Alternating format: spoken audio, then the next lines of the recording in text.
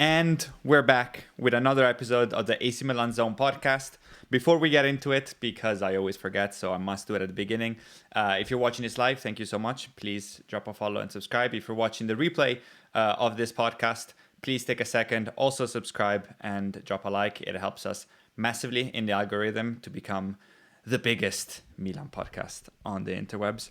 As always, I'm joined by my comrade Oscar to discuss the game, but we have our fourth guest of the season, another high Q, high culture IQ individual. Wayne, thank you so much for joining us. Yeah, I love your channel. Thanks for being here. I was checking out some of the videos and I was like, this is a really cool setup you guys got. So thanks for inviting me. I'm looking forward to breaking this down. Of course, it was an unfortunate result for the Giallorossi fans, but that's okay because there's still some positives. There were some negatives, but I'm looking forward. Let's jump in then.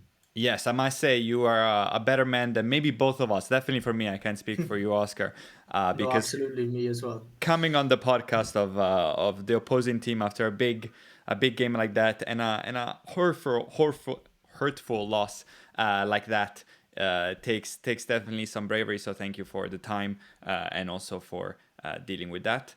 I say we jump straight into the game. I have a few questions. I'm curious to get both of your opinion. Obviously, a result that maybe a lot of people predicted. I know that Oscar himself had predicted a 1-0 win for us. And everyone was sort of expecting what I like to call a binary result. 1-0 for you, 1-0 for us, or maybe a 1-1 or 0-0. What we didn't expect, perhaps, was the way that it unfolded. We came into this game number one and number two defense in the league. We were expecting, one moment to change the game and then to not see a lot of chances. And it was quite the opposite. I mean, I think the expected goals were averaged out to be about 4 for us and just about 3 for you. Crazy game. I don't know how either team didn't score more. Who do you think has the biggest regrets in terms of now? Obviously, Milan comes out with the win, so then maybe there's not more regrets. But in terms of just purely the chances that were missed, and I'll start with you, Win. Who do you think is the biggest regrets?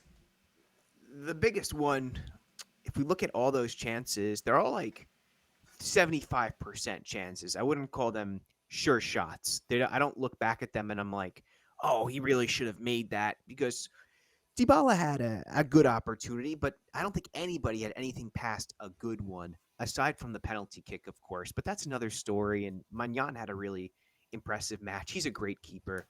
And Dybala, statistically, he had one to miss. He hasn't missed one in forever. I can't. I think that might be the only one he's ever missed for Roma. That's So correct. Yeah. it is, right. Yeah. So that was there was going to be a moment. It didn't feel good when he stepped up to take it. Magnan had started to do some time wasting techniques, as any decent keeper would, right? And it doesn't go the way that it should. Of course, everyone will say, well, it's a penalty kick, but that doesn't mean that it's surely going to the back of the net, right? Because you've got like a percentage that you're going to make it, but then you add in the percentage of always making them. And it's like, well, what's going to happen here? It doesn't go the right way. I would say the biggest thing for me was actually the free kick that led to the penalty kick. I don't think Pellegrini should have taken that shot. I think that was Dybala's. From the positioning on the pitch, the best angle actually for me was a left-footed and curling away from the keeper. Instead, Pellegrini takes it, hits the wall, but it would have been in swinging towards Magnan. I'm not sure why Dybala didn't line up to take that one. On one hand, I'm thinking like, maybe he wasn't feeling good and he wasn't feeling up for it. But then he took the penalty kick, so he was definitely up for taking something, right? So I felt that that was his to take. I don't think Pellegrini should have, but he's nailed a couple really good ones, Pellegrini too. So I can't say it's like a criminal offense and I'm going to hate on him and criticize him too much. It's just one thing that didn't go the way that it should have, and one thing led to another. And Roma's had a couple of these events so far.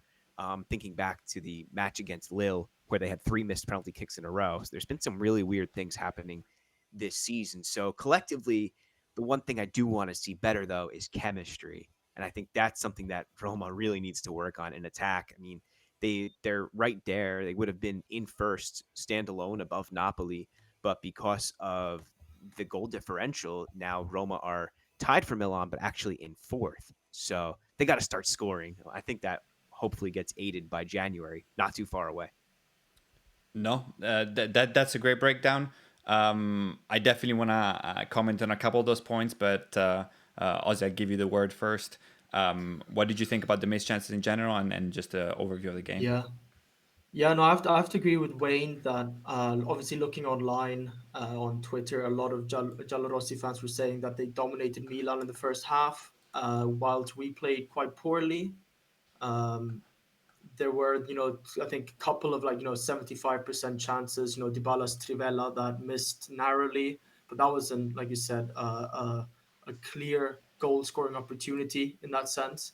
Indika had one that just went wide of the post from a cross, and then Milan somehow, Leao turned on the booster there, past Indika, and we scored through Pavlovic.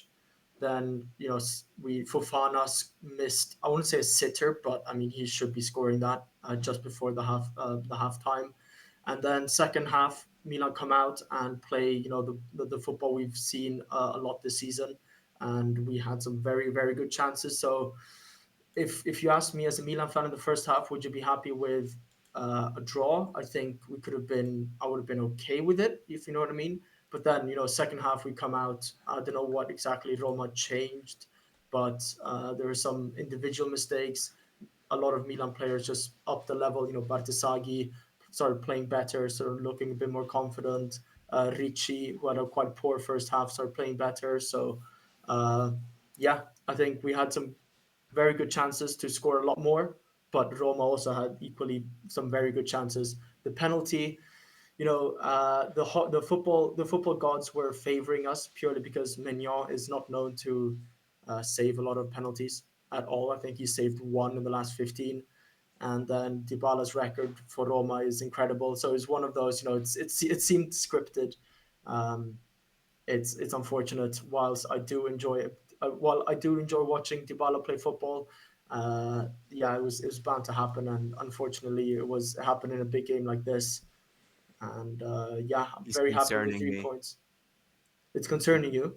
He is. Yeah, I know how this goes. I'm 35.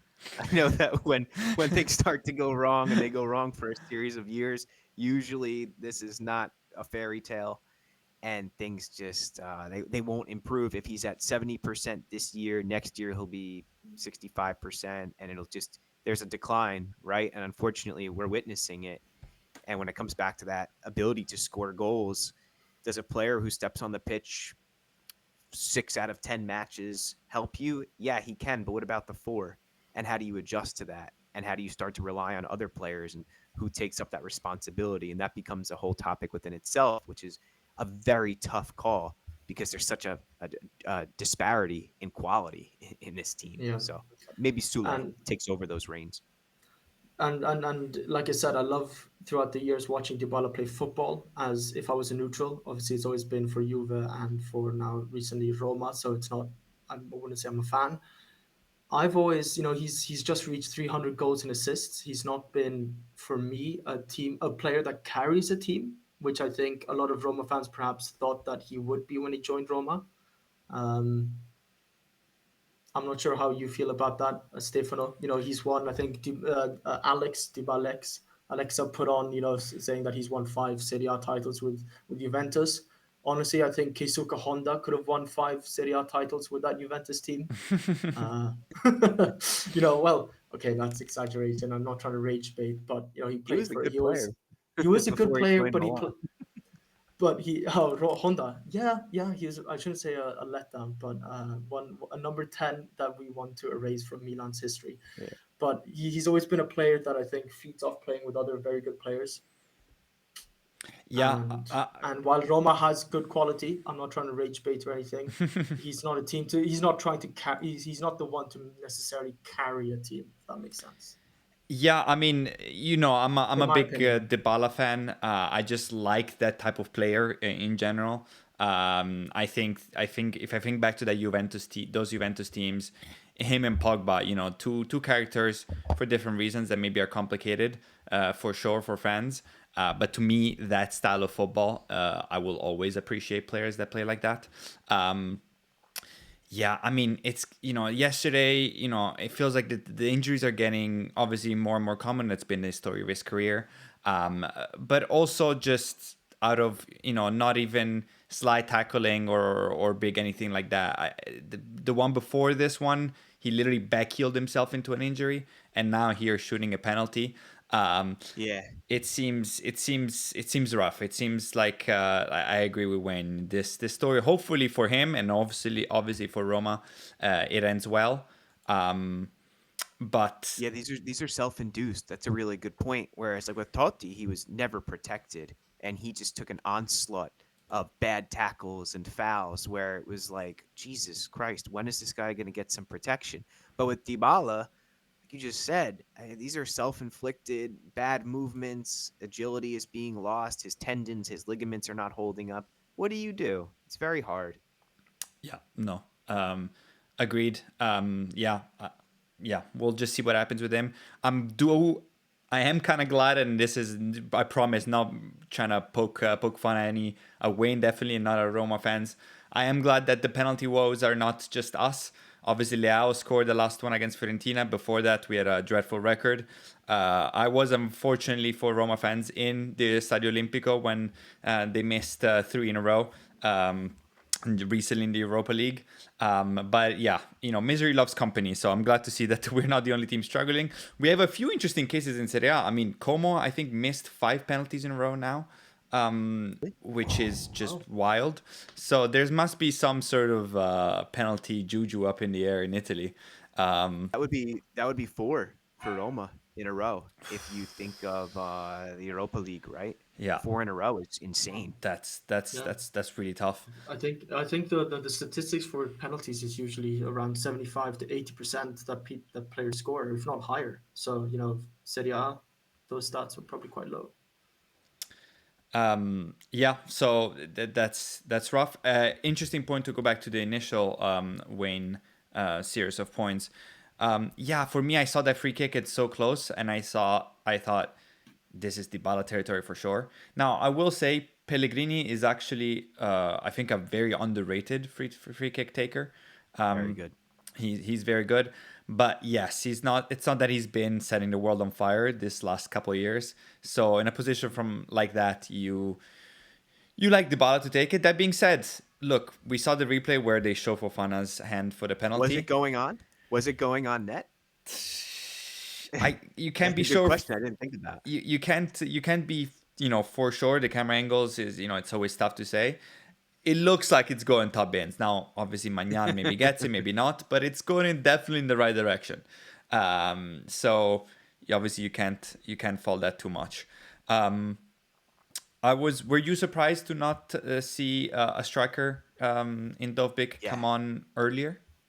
Yeah, definitely. That's the one criticism I have of Gasparini is I think he took too long to put Dovbyk on, and I think they needed that focal point. In certain matches, you can get away with it as Dybala as a false nine, more fluid matches, but this seemed one where you needed somebody bigger and strong to press against the back line, hold the line there, lay it off, or break that line. Not that Dovbyk is so good at that; he's quite slow, but yeah, I thought he should have been like maybe at halftime, honestly. Oscar, were you surprised not to see changes earlier I would from say Roma? so, yeah, because while it's at least in the first half, we were kind of pressed, and it was more the Roma's midfield doing wonders in keeping Modric at bay and keeping that press high. And then I think as soon as you saw Dobbik come on, and whilst Milan were defending the lead towards the end, you could see how Milan's defenders were sucked up to try to take out Dobbik. Obviously, a lot of crosses coming in. Yeah. Um, Wesley got the yellow card and then started to drop off after that. But you could definitely tell there was a change in how Milan started to defend as soon as Dobbik came on. So why not try to do that earlier? Yeah. That being said, I do find the whole game very interesting. As Oscar you alluded to, the first 30 minutes was definitely Roma dominance. Yeah, You saw Gasperini really put us in a trap. He saw what we did against Atalanta, which was shift in our third back, the Winter sort of wide, have Gabbia actually step up in the midfield line and have Modric come down in the hopes to get Modric the ball more. And instead, Gasperini pretty much said, Cristante, as soon as Modric steps foot in San Siro, I don't care if he's going to the bathroom, you're following him like a shadow. He pulled Gasperini pulled a PUBG song on Pirlo back in the day. Yeah, Type absolutely. performance where he just follow him everywhere, at least for the first 40 minutes. Yeah. And they were happy to sort of sag off a little bit of De Winter and Bartesaghi especially, and then pressure them as soon as they received the ball, and then worked wonders. We gave the ball away many times. And this is also an interesting point that Wayne also brought up. You know, the singular chances, if you take the whole game, I think we missed the worst ones. You know, if you think about, obviously, the Leao save on the line, but the Fofana one. But I feel like Roma, you don't see those in the stats, you don't see those in the XGs. Roma could have had much better chances. You were just missing literally that striker. So a lot of times their shots were poor or they were not coming because it was falling to a Cristante, or maybe it was half shots from Sule, who I like. But, you know, it's not quite the primal instinct of a number 9. And then I think what's really changed at halftime is, first of all, a nice little break for us, which came at the right time, especially with scoring late in the first half. But also we just changed the shape. So we saw Ricci drop down a lot lower. We added more options.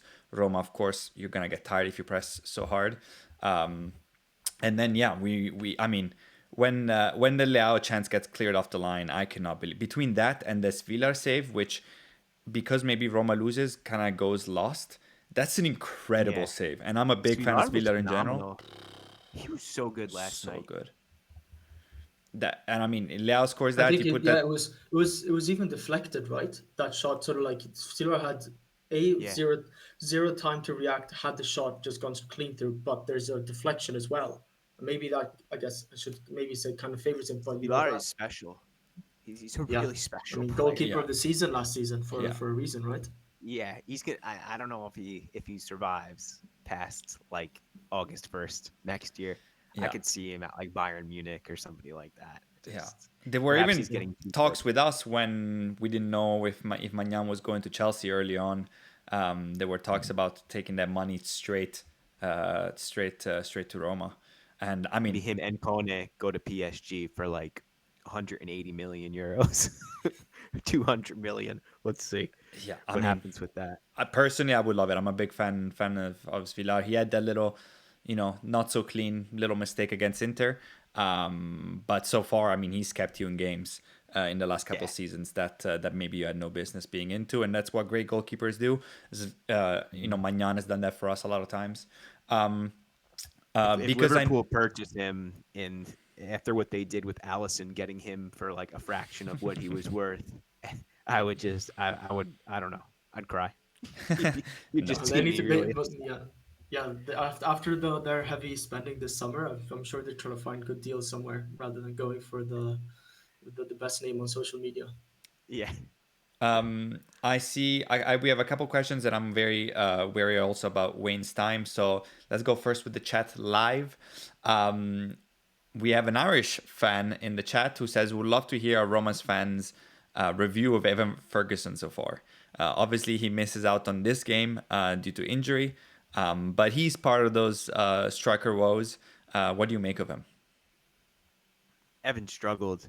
He is somebody who's going to need time. I don't know if Roma's that type of place for him, because now we see the injuries that are mounting up, and that's been one thing why he can't find fitness. He didn't look good in the first few matches for Roma, but to be fair, they're still finding their balance. They're trying to figure out how the 3, the 5 are going to play together, more attacking players, and how that gels around a 20, 21-year-old. That's quite difficult. So I think he needs a place with less pressure on him, less demand for immediate results. I don't know if Roma was the right place for him. I think if he got an early goal, it would have silenced a lot of criticism, but that criticism does mount quickly, especially in that city when you don't go off to a flying start, or where you're young and you still have a lot to prove.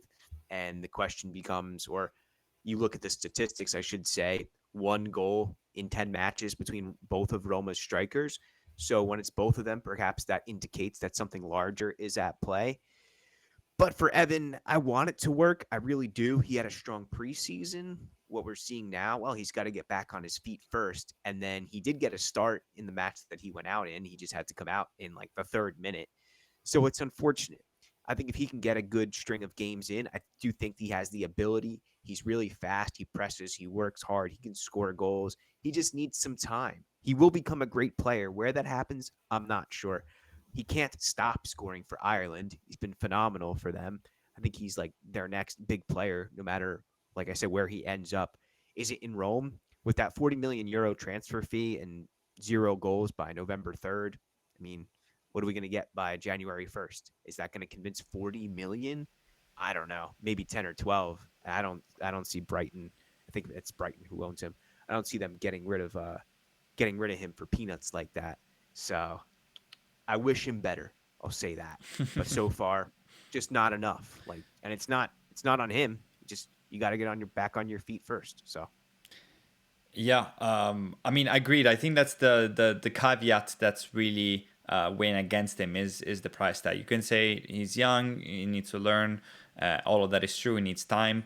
Yeah, Rome, I agree, is not a particularly forgiving. user friendly. It's not user friendly context to grow at a steady pace. But yes, when you take into account 40 million, which maybe if you come from the Premier League, you say, oh yeah, this is what we spend on youngster. This is Italy. The 40 million goes a long way. 40 million comes with high expectations, and if you're a striker, It'll that be that means almost goals. Roma's record. Roma's record is 42 million for Patrick Schick. So Which just saying that name should Yeah. give Ferguson some shivers down his spine, given his Dumpster time fire. as a Waste Romanista. of my time. Yeah. Then let's see some more questions. This time from Instagram. This is interesting. Seeing Salemaker's playing well for us this season so far. Do you miss him at Roma? And then also I'll get you involved as well about Salemaker's antics I during do. yesterday's game. I don't blame him for the antics. Like, to get under your opponent's skin is a technique. I wouldn't advise it. Like, for my son, I wouldn't say like go and start. But in certain matches, the atmosphere gives way to that. And if you feel that you could get under somebody's skin, you're going toe to toe with them. It's a competitive game, and it's a very physical game, especially when you're playing man to man. The two of them are on top of each other all match. Do I miss him? Yeah. But at the same time, if Roma had signed Salamakers, they probably wouldn't have gotten Wesley. And Wesley is emerging quickly as one of Roma's most important players. So I can't say that it was the wrong thing to not sign Salamakers, but I will say that I miss him, and I think he's a very good player. Ozzy? Yeah, no, I mean, I guess I have to agree with exactly what Wayne said. I think the provocation part, we've seen Salamakers sometimes overdo it, perhaps. We've had throughout the years, Arteos, even Liao sometimes overdoing, the provocation and all that stuff. And sometimes it can be taken too far. But in this case, you got Wesley a yellow card through the provocation. You can think it's not part of the game, but I certainly think it is. Him stepping over like that can be, a bit lame. You think, it's just Salamakers. It's not, I don't know, a bigger player or a bigger name doing it. Somebody that's quite small and can be quite goofy looking, I guess you could say. But it worked out in this case. Got Wesley a yellow card because Wesley got baited into it almost, and I guess Wesley's game changed after that. So yeah, I guess just from this game point of view for this game, Salamakers did quite well in that provocation. I'm sure Roma fans miss him. I guess Milan fans, we missed him both when he got loaned out to Bologna and last season. And yeah, we were. I think was it this summer. We had. It was about the exchange with Tammy Abraham. Would I rather have Tammy Abraham than Salamakers this season? Probably not, because of how well Salamakers done. But we are in desperate need of a number 9, anyways. But that right wing or right wing back, whatever you want to call it, would have looked a lot emptier this season without Salamakers, because we had. I mean, we would have had to go sign a replacement or have a proper right wing back. But Yeah. I think Salamakers is one of those players that could play and start in pretty much any team in the world. and I include the Real Madrids of the world, not because he is on that world class level, but simply because he does so much on the pitch. He does in terms of obviously not the same role player, but it's kind of like a Valverde for Madrid, where you're like, yeah, no, the man does everything. You can put him up top, you can put him in midfield, you can put him in defense. As a wingback for us is key because he can definitely, you know, help us defend and defend five at the back, but also can be the added force going forward. So I believe that the Roma fans miss him. In terms of the antics, yeah, look, I mean, our texts, Oscar, speak clearly. As soon as that happened, I texted you. I was like, Alexis, stop. Yeah. You're going to get sent off for no reason. We're already, trying to bring this home somehow. Please stop. And it's always, what I call the dark arts of football. It's always a very fine line. Do you think he's in control and really baiting? That's what ended up happening. But I wonder if in that fight before Allegri comes in and hugs both him and Dybala, if he's let sort of spiral a little bit, if he gets out of control and gets maybe a booking. I'm glad to hear that Wayne thinks like that, because while I don't love it either, it's part of football. I think there's players that made a career of it. I think, for example, Mancini's someone that Roma fans sometimes appreciate for that sort of game within a game of baiting people into yellow cards. So yeah, always a fine line, and I don't love to see it, but yeah, it worked out. It worked out for us specifically yesterday. I want to spend a quick word to talk about Rafa Leao. However, Wayne, we've been on a crusade here. This is a strictly pro Rafa Leao AC Milan podcast, which should be like a no-brainer, but you'd be surprised how many comments and DMs we get about Rafa Leao not being consistent enough, and Rafa Leao not showing a good body language and not being a true leader. I can't speak highly enough of the man. He's not a perfect player. He's not a perfect man. None of us are. But yesterday, first 30 minutes, we had no options. We were throwing the ball up to two strikers, especially Poron Kuku, try to win headers against Indica. No chance. And our game plan was, yeah, Rafa, we're going to throw the ball in your vicinity and make something happen. And he did. He grabs the ball, incredible run, serves it on a silver platter for Pavlovic, who puts it away. Starts another counter, gives it to Bartesaghi, gives it to Fofana. Should have been a goal, wasn't. But to have a player that can create something out of nothing like that, out of thin air, we are so lucky, and we should remember that. I know that we're on borrowed time with Wayne, so just one last question that we also got it from Instagram about this, and then Ozzy, you get the question, vice versa. One player that you can steal from our squad right now to fit in the current Roma squad. So not only is the caliber of the player, but also the position. And it's a funny one, because this summer we were talking about doing a little swap of our teams. I'm still not sure who would have won or who would have lost more if Santi Jimenez went your way and we got Dobbik. Maybe it would have been a lose-lose. But if you could steal one player, who would it be? Can I put Camarda in there? If not, Ooh, no, I like it. I like the I'm pick. gonna say Samuel Ricci. Ricci is I think he, like you said, he had a tough first half, but I do like what he gives you in front of the defense, and then he allows players like Modric to do what they do best, to freeze other people up. I think a player like that is rare these days. So somebody like that who could read the game, read where players are going, read the zone. I think those are some underrated qualities, especially as football continues to evolve, right? Or maybe evolve's not the right word, but shift in terms of how tactics are used. So he's kind of, to me, like the old school defensive midfielder. I think you could do a lot with him. So that would be one guy. But if we're talking about the whole roster, yeah, I'm going Camarda. I just think he's a really talented little nine. So I like watching him. Hey, I love it, and two Italian picks. So, and my Italian biases shows very excellent pick. Ozzy, who would you get from Roma, and then we'll say goodbye to Wayne. Yeah, no, I mean, if you just, I don't want to go through the whole starting 11 for both teams. I think we're both defenders are doing pretty well, very good this season. Conceded the least amount of goals, both teams, right?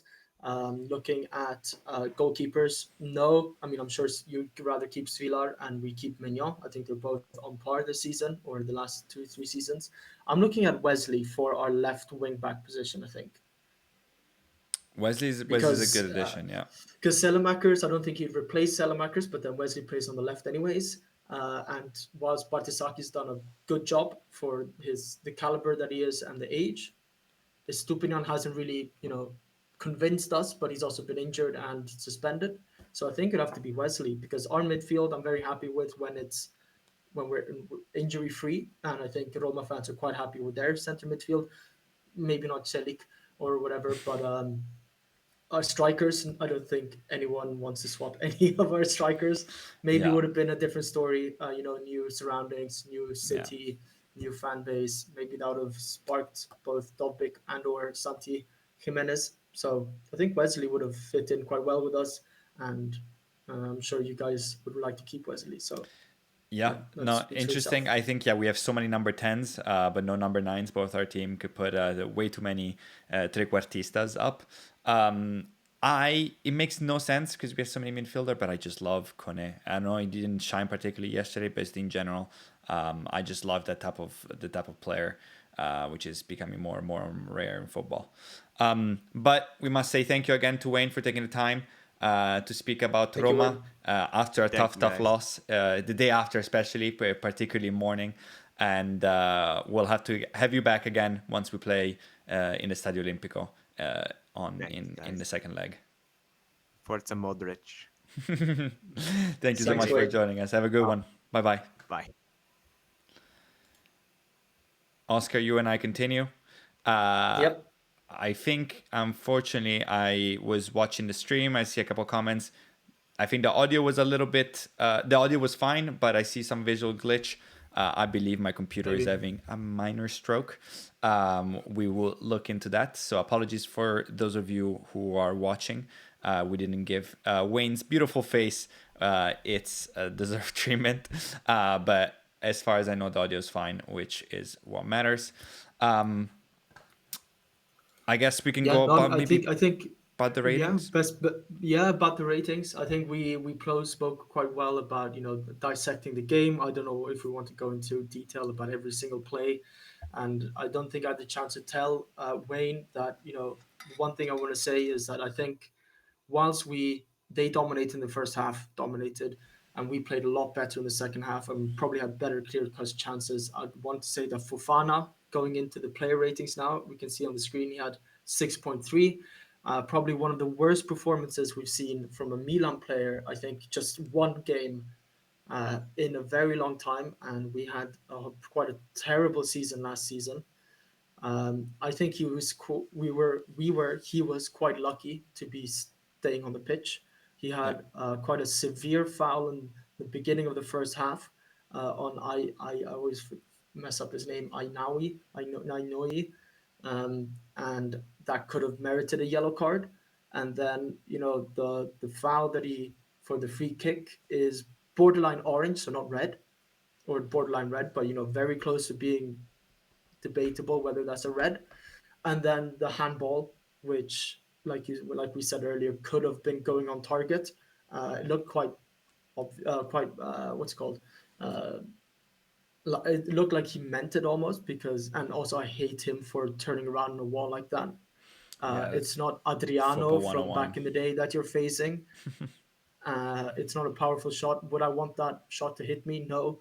Having played football, do you ever twist your body on a wall, especially in the middle? Never. Yeah, If you're gonna stand on the wall, just put your hand up and say I don't want to. yeah.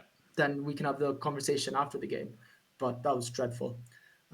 Yeah, so I think if you want to say your favorite, or your man of the match and the worst player, which I think we can agree on who it was, or Yeah, who surprised you, who played subpar. yeah. I mean, it's hard to look past Fofana. And look, I've been on here telling most Milan fans who are raging. It was also kind of sad to see he posted on Instagram after the game, and there was a lot of like Fofana out, and he went and like liked the comments that were against him. Yeah, On a win, especially, it's like I know it's the internet, that stuff is gonna happen, but on a win, especially, is particularly, I don't know, sour grapes for me. It's really tough to look past that performance. I do think he works a lot. I do think that it's also a performance that's due to how many minutes he's been playing, which is pretty much every since we've had no subs.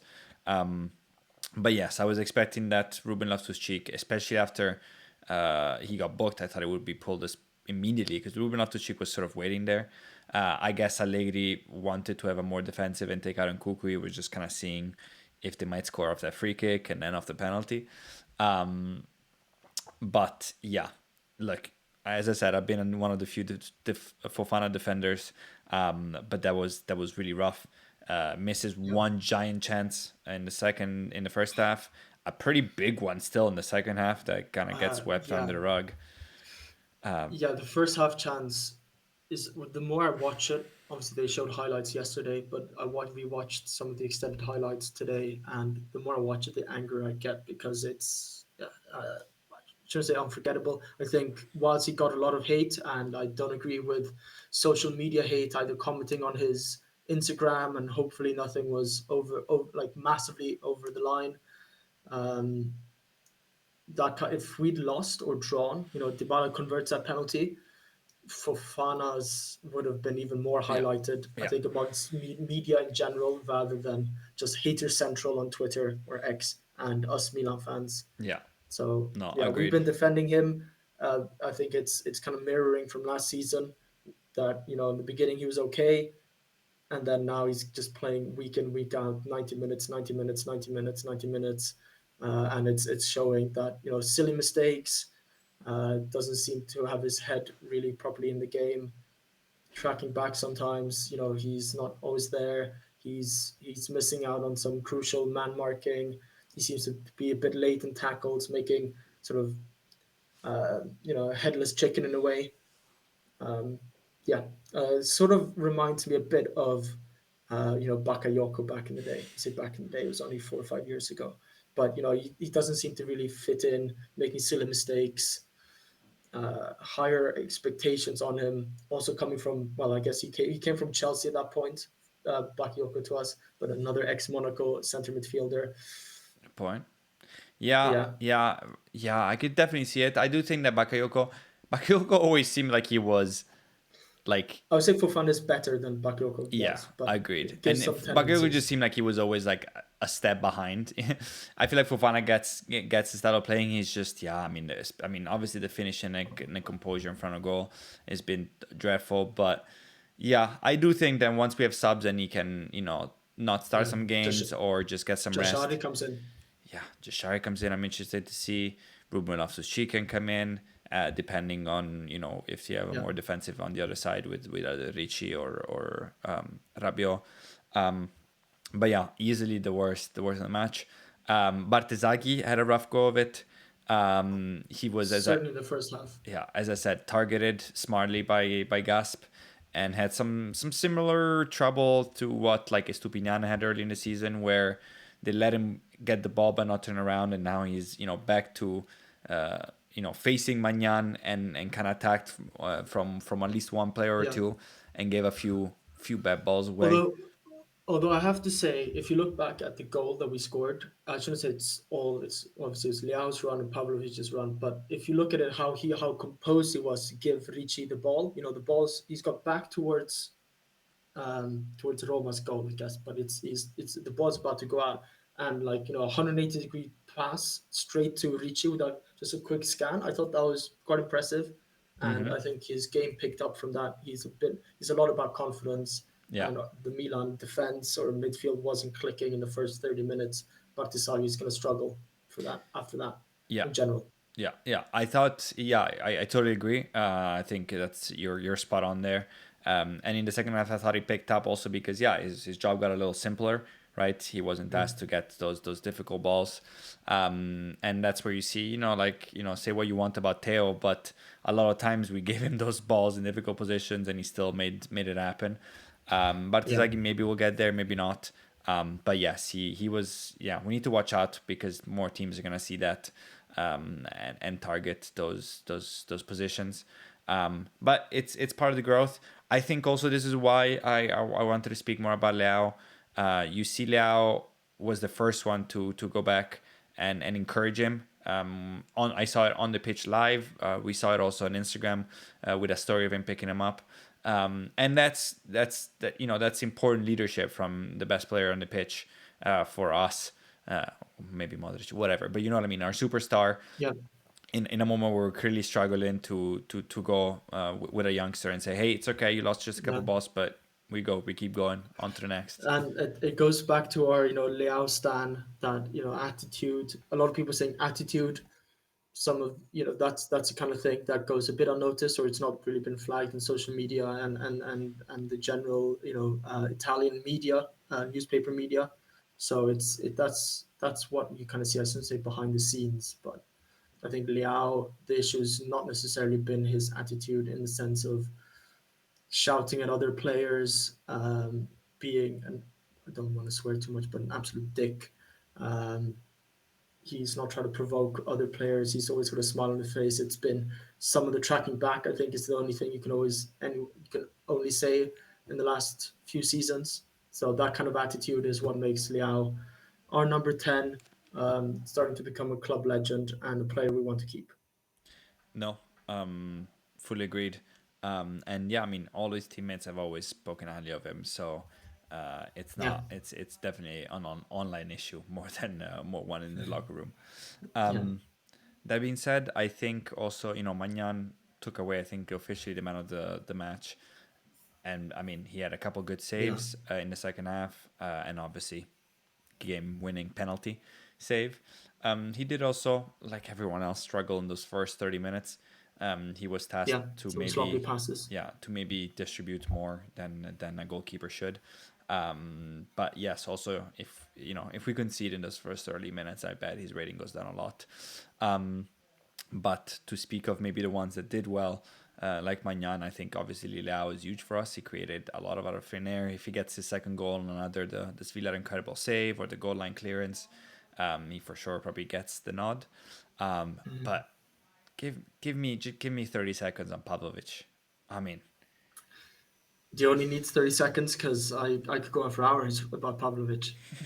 go ahead. I'll let you go first. Oh, Just the growth it's been unreal. yeah, I mean, I don't think I'm trying to think back whether either you and me texting or through the pod. I don't think we've ever been down on Pavlovic. There's been a lot of hate, especially last season on Pavlovic.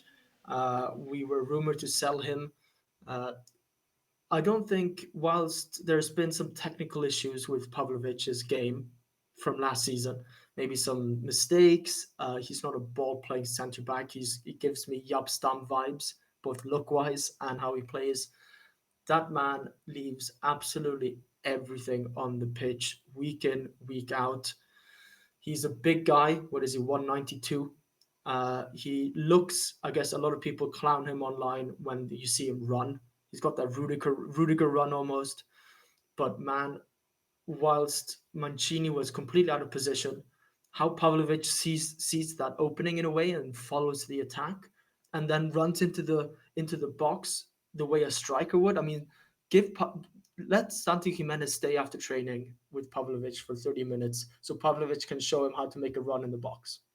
Honestly, Yeah, uh, those straight runs, that he's gotten really good at it. He's just always there, seemingly. yeah, I think what game was it last season? I think it was it Cagliari? Can't remember. Where it was like the last minutes, just absolutely sprinting down the pitch. Yeah, an absolute warrior on the pitch today, yesterday, both defensively contributing to the attack. Uh, Obviously, we know that his girlfriend or wife is now pregnant. So congratulations to Pablo if you're listening to this. Probably not. Scoring on and off the Uh, pitch. he puts the ball, underneath his t-shirt, puts the thumb up, runs with it, and then he takes it out and kicks it. I hope he does not do that to his child. Also, But yeah, Socios, they always auction off those first goal balls. yeah, Strahinja said, "Nah, fetch that from the Pablo's stands." Pablo's against modern football. He looks like it as well. He comes from the Eastern Bloc. He says capitalism, no thank you. You can fetch that from Terzonello and San Siro. Oh, Um, good luck trying to find it. yeah, Sorry.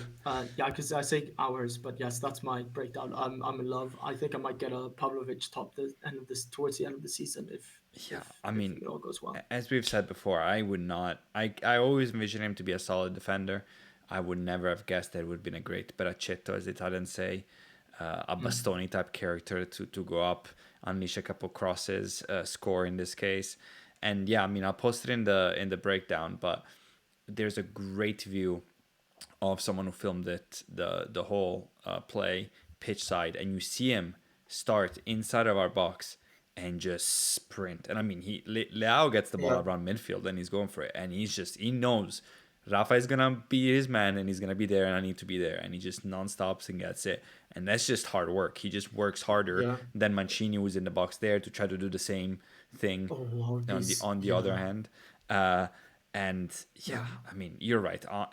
Lays it all him, Salamankers, Modric, three players, Pulisic when healthy, that you just know are just gonna work. Gabbia, who are just gonna work and leave everything on the pitch. And yeah, he deserves credits. He deserves his flowers.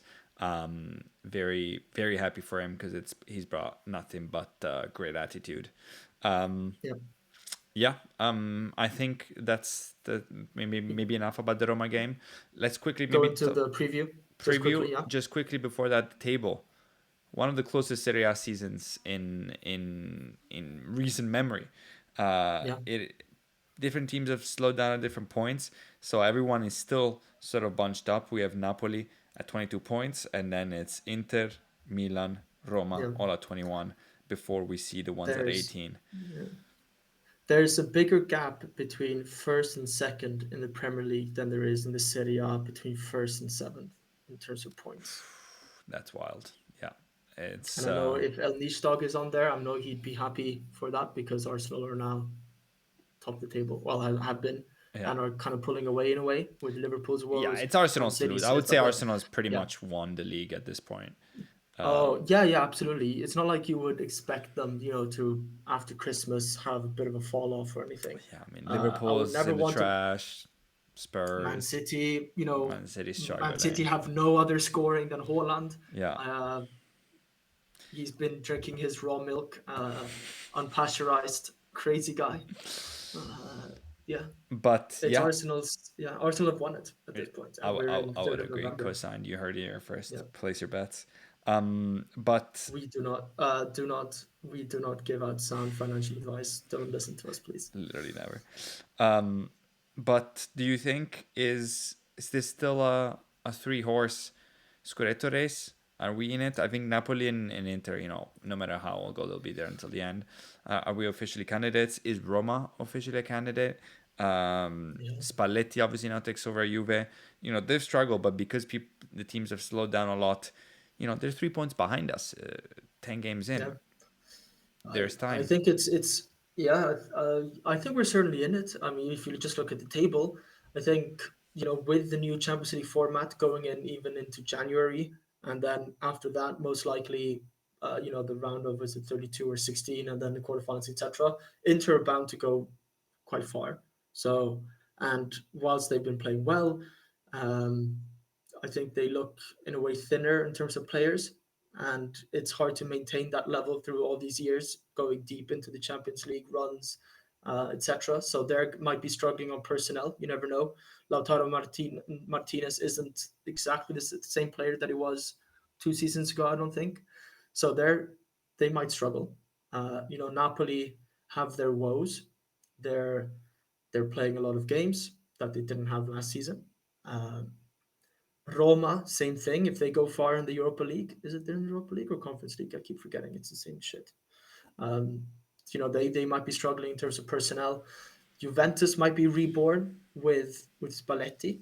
Yeah, Cobb Miner's playing center Yeah, back out of nowhere. Did you see that? He played Yeah, through the Spalletti is a back. crazy man. Yeah, Yeah, yeah, crazy.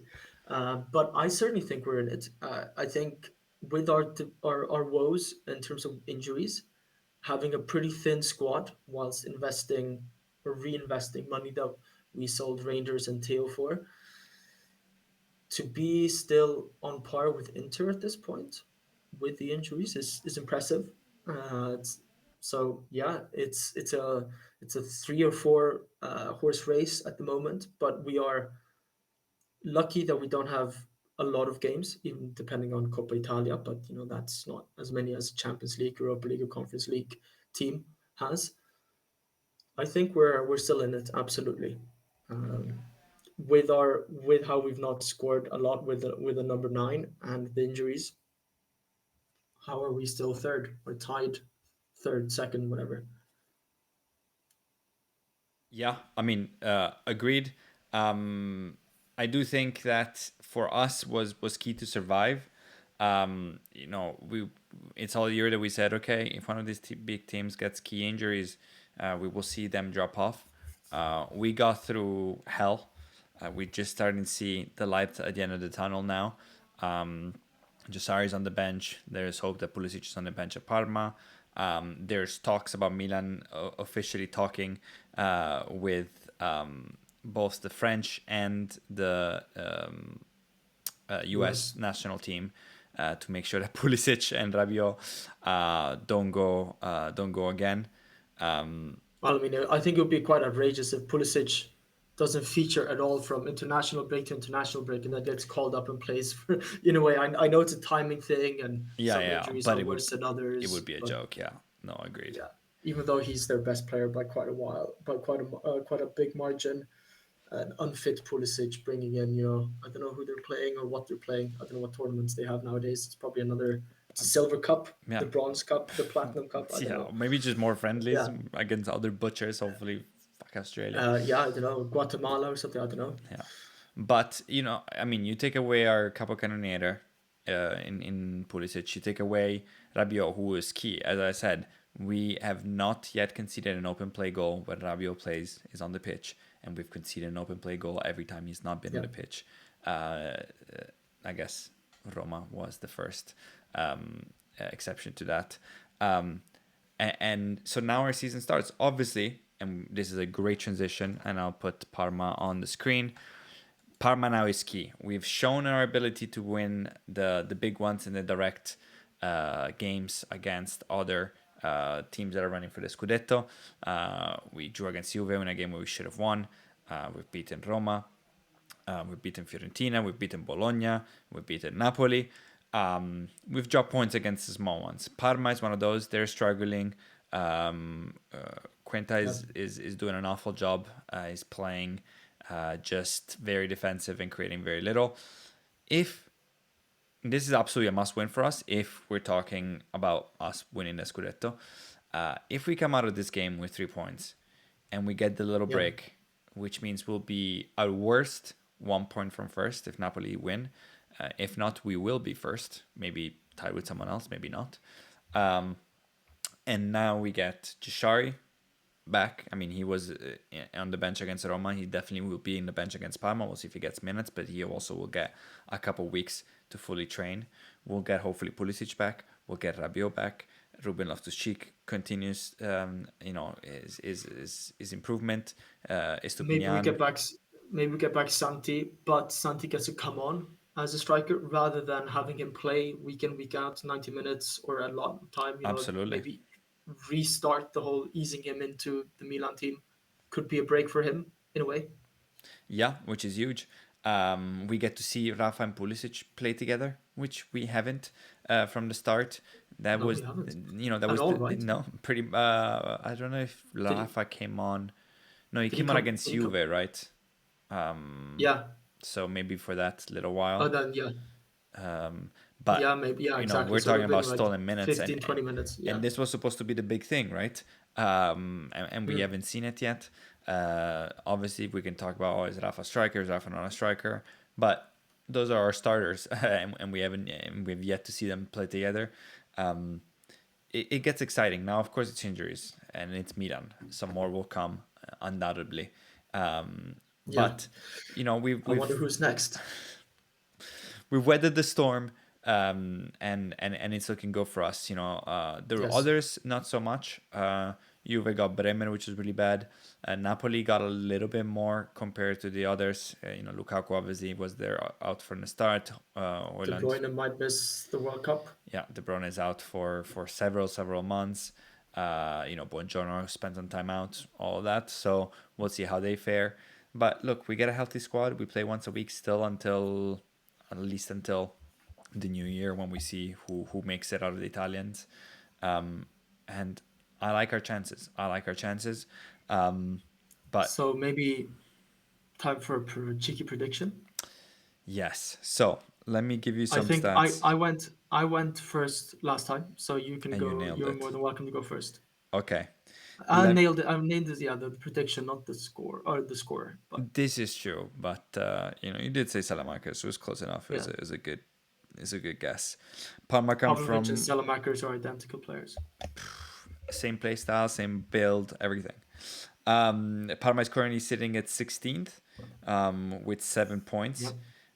They've come from two losses. They lost against Bologna 3-1.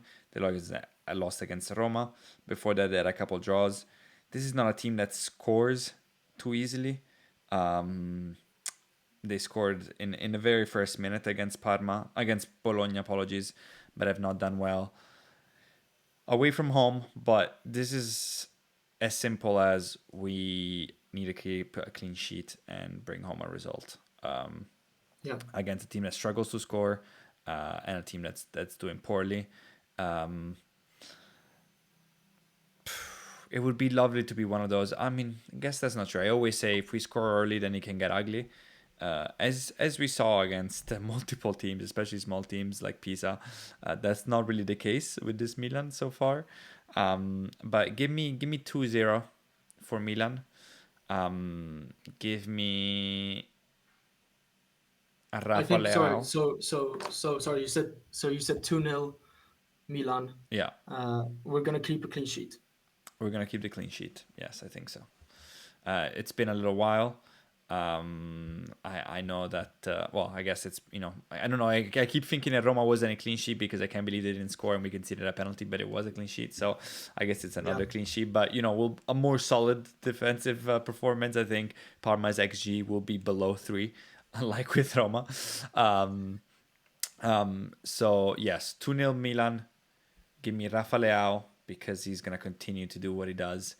I don't even know if Santi Jimenez will make it. As of right now, we don't know, but we have a little week. But give me a Santi Jimenez goal off the bench.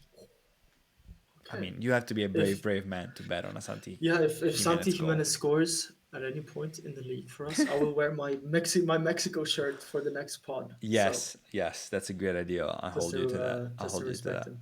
Okay, so 2-0, Yeah, Rafa and Santi. yeah. Decent. How about you? I don't think we're gonna keep a clean sheet. So I'm gonna go. I shouldn't say out of the world, but I'm gonna say 3-1 Milan. Okay. Any It's as scores? simple as that. Absolutely, three of them. In fact, actually two scorers, but 3 goals. I'm gonna say Rafa brace. Love to see it. I'm backing him. He's getting in the groove. He scored what is it now? 4 goals, I think, for us. Mm-hmm.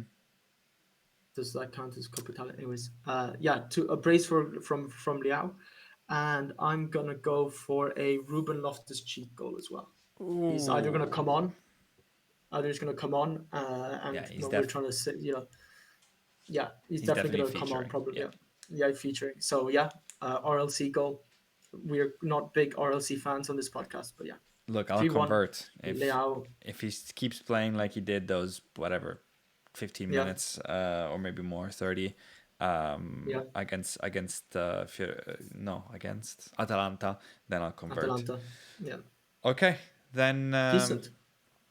I think we can leave it at that. One last shout out to Swiss OV. I think we missed that in the very beginning of the pod. He is our first Prime subscriber, I think, right? He is Swissovi. We appreciate the support. You're a legend. Oh wait, I actually have one more.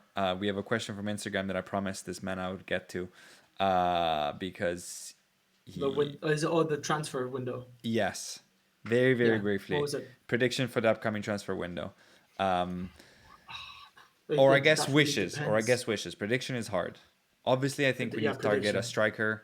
and a defender. While you think, let me tell you mine.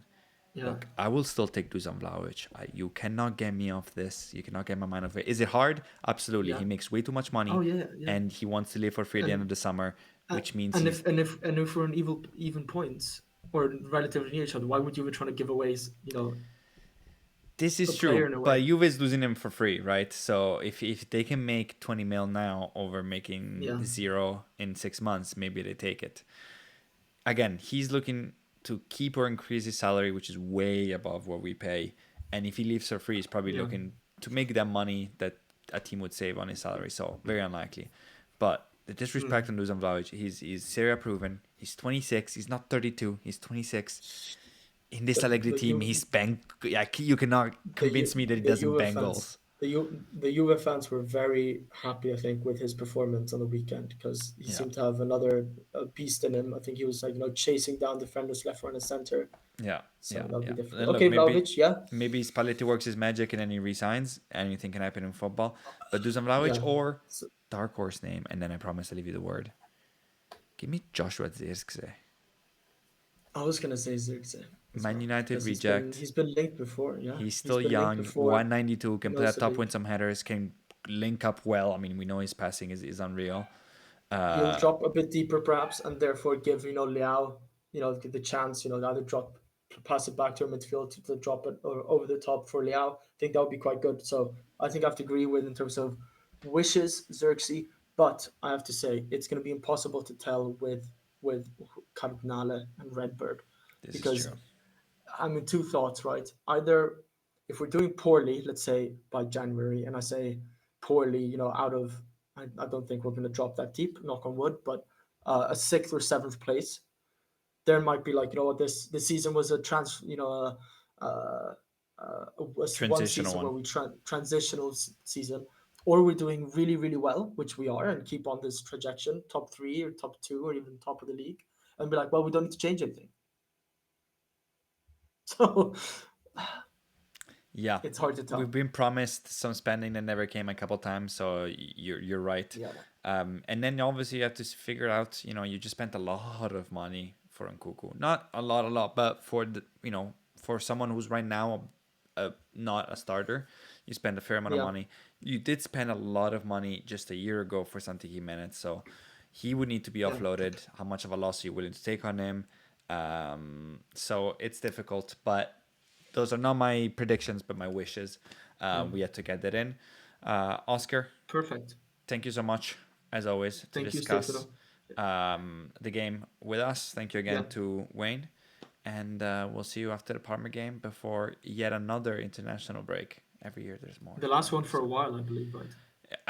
I better I hope never so. know. Yeah. We just did Halloween and we're about to get our third international break of Yeah. the year. But yeah, All right. that's it. Forza Milan. Forza Milan.